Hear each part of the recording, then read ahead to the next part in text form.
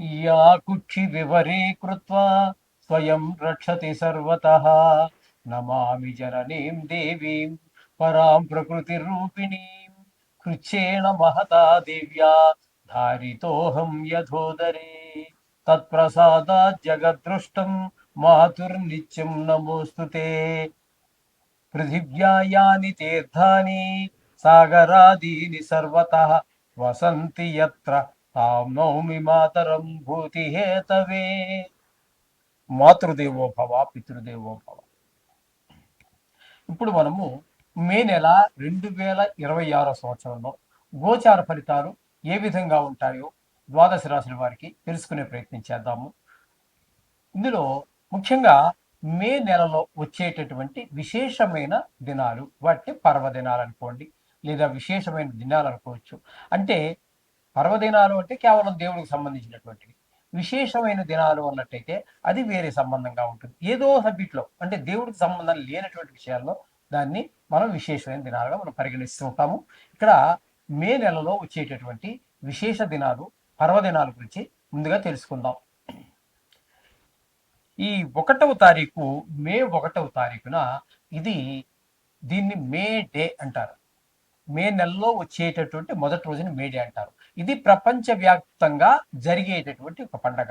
ప్రపంచవ్యాప్తంగా మొత్తము అన్ని గవర్నమెంట్ల్లోనూ కూడా, అన్ని ప్రభుత్వాలు కూడా ఆ రోజున సెలవును ప్రకటిస్తాయి. కారణం ఏంటంటే అది కార్మికులు దినోత్సవము.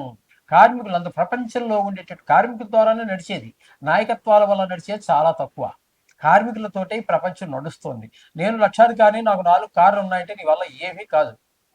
నువ్వు పెట్టుబడి పెట్టడానికి, అనుకుండా నడిపించడానికి. పని నడవాలి అంటే కార్మికుడే. అటువంటి కార్మికులకు సంబంధించినటువంటి దినము మేడే. వాళ్ళకి పండగ చేయవలసిందే ఖచ్చితంగా, అసలు వాళ్ళకే చేయాలి. అందుచేత మేడే అనేటటువంటి కార్మికులకు సంబంధించినటువంటిది. ప్రపంచంలో ఉన్న కార్మికుల ద్వారానే ప్రపంచం నడుస్తుంది కాబట్టి ఈ మేడేని మాత్రం ఒక కార్మిక దినోత్సవంగా జరుపుకుంటారు ప్రపంచవ్యాప్తంగా. ప్రపంచవ్యాప్తంగా జరిగేటువంటి పండుగ మరొకటి లేనే లేదని ఈ మేడే తప్పితే. అందుచేత ఖచ్చితంగా చేసుకోవాలి. ఓకే. ఇక 4వ తారీఖు 5వ నెలలో డొల్లు కర్తరి అంటారు. కార్తరి అంటే మనకి కృత్తికా నక్షత్రం వచ్చేటటువంటి ఏ నెలలో వస్తుందో దాంట్లో ఆ కృత్తికా నక్షత్రం దాన్ని కర్తరి అంటారు. అది బాగా చైత్రం వైశాఖంలోనే ఎక్కువగా వస్తూ ఉంటుంది. కాబట్టి ఇక్కడ మీకు ఏమవుతుందంటే మామూలుగా వేసవకాలం ఎప్పుడు కూడా మనకి వైశాఖం, చైత్రం, వైశాఖం, ఆషాఢం ఇక్కడ వరకు ఉంటూ ఉంటుంది బాగా ఎక్కువగా. ఇక్కడ మనకి ఈ డొల్లి కర్తరి అనేటటువంటి దానిలో ఎండలు బాగా తీవ్రంగా ఉంటాయి. అప్పుడు అటువంటి సమయాల్లో మట్టి సంబంధించినటువంటి అంటే పొలం పనులు కానీ, లేదా చెక్కకు సంబంధించినటువంటి పనులు కానీ చెయ్యరు.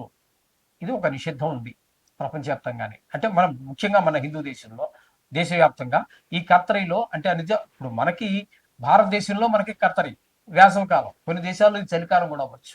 అంచేత అందరికీ లేదండి. మన భారతదేశంలో జరిగేటటువంటి విషయాల్లో దీన్ని డొలు కర్తరి అంటారు. మట్టి పనులు, చెక్క పనులు చేయరు. దాని తర్వాత అదే కర్తరి ఉండంగానే దాన్ని మనం నిజ కర్తరి అంటే మరింత తీవ్రత అవుతాయి. ఎండలు తీవ్రం బాగా ఎక్కువ అవుతాయి అనమాట. 11వ తారీఖు నుంచి ప్రారంభమవుతుంది. అక్కడ వరకు అలా. 12వ తారీఖు మహానుభావుడు ఆంజనేయ స్వామి వారి యొక్క జయంతి. దీని గురించి కాంట్రవర్సీలు ఉన్నాయనుకోండి. మా తిరుపతిలో పుట్టాడని ఒకడంటే, మా ఏజ్లో పుట్టాడని ఒకడంటే, మరో దగ్గర అంటే కిష్కిందలో పుట్టాడని మరొకడంటే, అనేక రకాలు ప్రతి విషయంలోనూ కూడా గతించి బాటును. ఇప్పుడు ప్రస్తుతం నడుస్తున్న దాని మీద మనకి కాంట్రవర్సీ ఉండదండి. గొడవలు ఏముంటాయి? అందరికీ కళ్ళ ముందు కనబడుతూ ఉంటుంది. జరిగిపోయిన దాని మీద నలుగురు 4 అభిప్రాయాలు. అక్కడికి వీడు చూసింది లేదు, వీడు చూసింది లేదు, నేను చూసింది, ఎవరు చూసింది లేదు. కాబట్టి నలుగురు దగ్గర 4 అభిప్రాయ భేదాలు వస్తూ ఉంటాయి. అంత మాత్రం చేత మనం దేవుని తక్కువ చేయవలసిన పని లేదు. ఒకవేళ ఆ ప్రాంతంలో వాళ్ళు దాన్ని నవ్వితే ఆ ప్రాంతంలో ఆ రోజున వాళ్ళు చేసుకోండి ఆ పండుగను. ఈ ప్రాంతం వాళ్ళు ఈ రోజు చేసుకుంటారు. ఈ విధంగా ఉంటుంది. ఇకపోతే 14వ తారీఖున ఇంచుమించుగా 14-15 తారీఖుల్లోనే ఇప్పుడు కూడా రవి సంక్రమణం జరుగుతూ ఉంటుంది. ఒక రాశి నుంచి మరొక రాశిలోకి జరుగుతూ ఉంటుంది. ఈ విధంగా 14వ తారీఖున మనకి వృషభ రాశిలో ప్రవేశిస్తూ ఉన్నారు సూర్య భగవానుడు. ఇక ప్రతి నెలలోనూ కూడా వచ్చేటటువంటి మాస శివరాత్రి.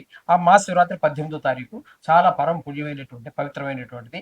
ఆ రోజున కనుక అభిషేకం చేసుకున్నట్టయితే ఈశ్వరుడికి చాలా విశేషమైన ఫలితం లభిస్తుందని పెద్దలు చెప్పారు. అలాగే 25వ తారీఖు కృత్తికా నక్షత్రం వెళ్ళిపోయిన తర్వాత వచ్చేటటువంటి నక్షత్రం రోహిణి నక్షత్రం. ఈ రోహిణి నక్షత్రం కృత్తిక కంటే కూడా భయంకరమైనటువంటి ఎండలు ఉంటాయి. రోహిణీ కార్తెలో రోడ్లు అంటే రోలు అంటే తెలుసు కదండి, రాతితో చేస్తారు. అటువంటి రాళ్ళతో చేసినటువంటి రోడ్లు కూడా పగిలిపోతాయి అని అంటే అంత తీవ్రంగా ఉంటుందని చెప్పడం కోసం రోహిణీ కార్తెలో రోడ్లు కూడా పగిలిపోతాయని ఒక పెద్ద ఒక సామెతగా ఉంది. రోడ్లే పగిలిపోతే మనం ఉంటామండి? భరించడం చాలా కష్టము అనే ఉద్దేశంలో ఆ మాట అన్నారు. అది. ఇకపోతే 17వ తారీఖు నుంచి ఈ నెలలో వచ్చే విశేషం ఏంటంటే, ఈ మే నెలలో అధిక జ్యేష్ఠ మాసం వస్తుంది. 4 సంవత్సరాలకు ఒకసారి మనకి తెలుగు అదే మొత్తం భారతదేశంలో అధిక మాసం ఒకటి వస్తూ ఉంటుంది. వచ్చేటటువంటి కొద్దిపాటి చిన్ని బిట్లన్నీ మిగిలిపోయినవన్నింటినీ కలిపి వీటిని లెక్క సరిచేయడం కోసం అని చెప్పేసి 4 సంవత్సరాలకు ఒకసారి మనకి అధిక మాసంలో ఒకటి వస్తూ ఉంటుంది. అధిక మాసంతో లెక్కంతా కరెక్ట్గా సరిపోతుంది.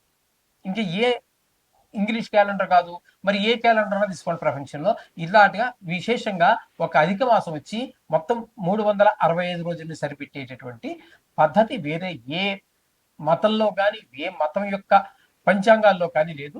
ఇది హిందువుల యొక్క గొప్పతనం, ఇది మన హిందూ క్యాలెండర్ యొక్క గొప్పతనం. కాబట్టి అధిక మాసంలో వచ్చేటటువంటి విశేషం ఏంటంటే లెక్క సరిపోతుంది, కానీ అప్పుడు కొంత గ్రహాల యొక్క శక్తి తగ్గిన కారణంగా శుభ కార్యాలు ఏవి నిర్వర్తించరు.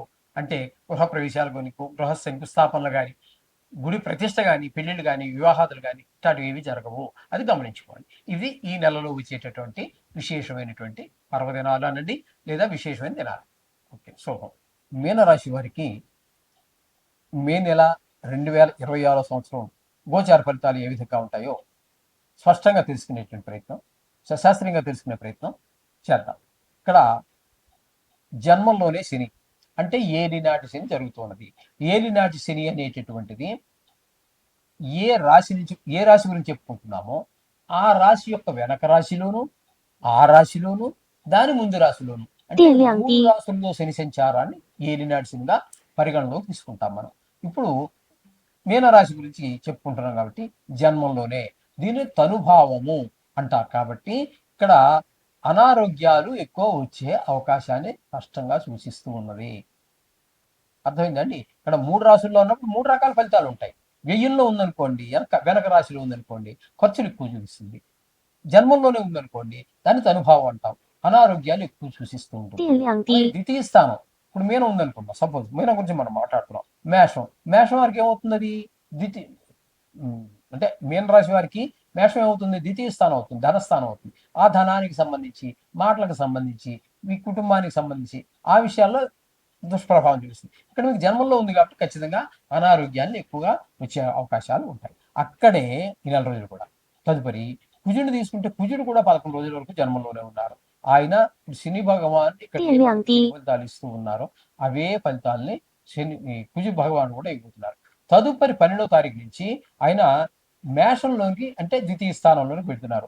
అక్కడ ద్వితీయ స్థానంలో కూడా కుజుడు ధనానికి లూటు రావటము, కుటుంబంలో ఆనందం లేకపోవటము, కఠినమైన మాటలో కఠినత్వం పెరగటము, నేత్ర సంబంధ వ్యాధుల వారికి కొంచెం ఇబ్బంది కలిగించే పరిస్థితి అంతా కూడా కుజుడి వల్ల కలుగుతోంది.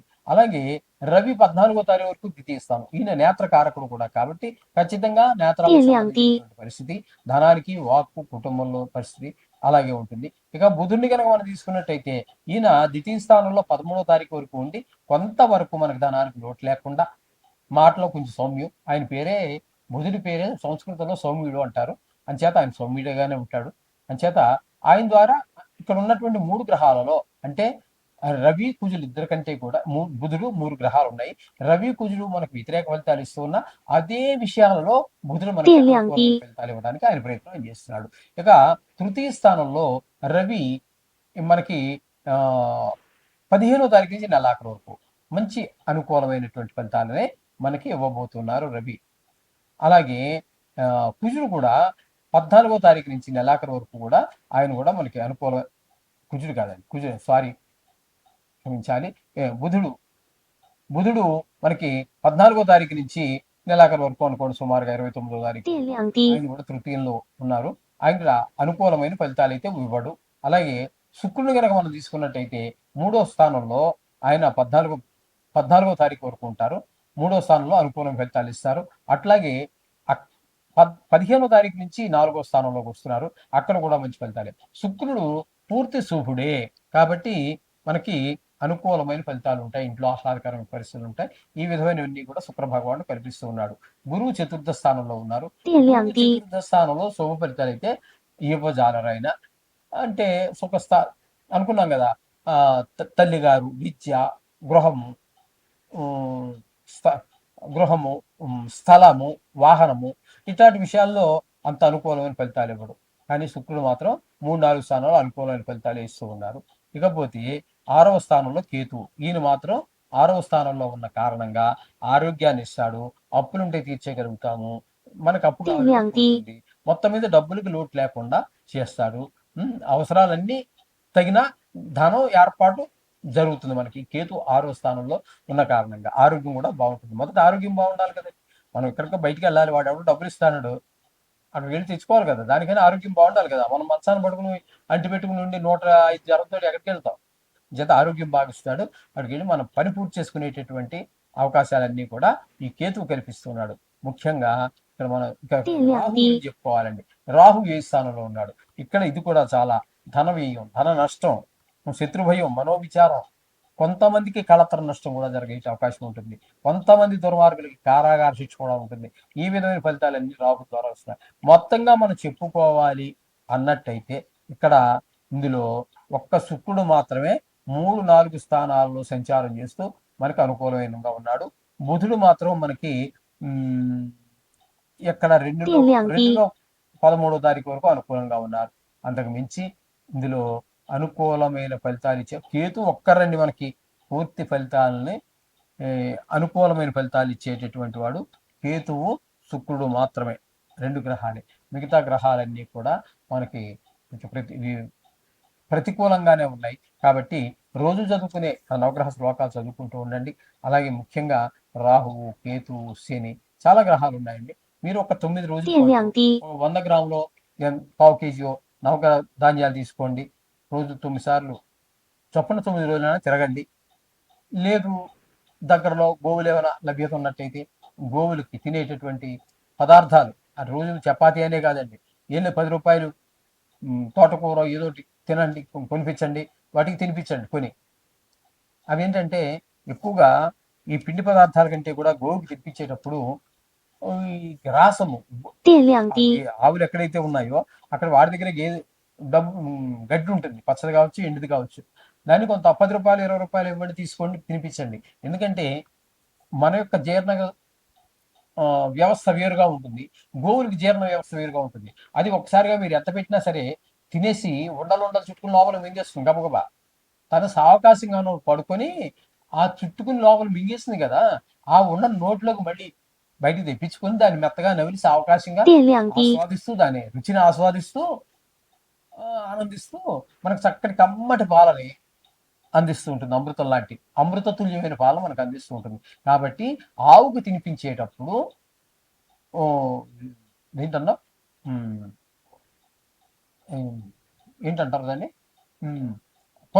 ఉండ చేసుకుని మింగేసి చేసుకుంటుంది మళ్ళీ. ఆ విధంగా జీర్ణక్రియ దాన్ని వేరు కాబట్టి అది దానికి మళ్ళీ తినడానికి ఉపయోగపడే గడ్డి లాంటిది పెడితేనే మరింత శుభ ఫలితాలు కలుగుతాయి. ఇది నా సూచన. శుభం భూయాలు.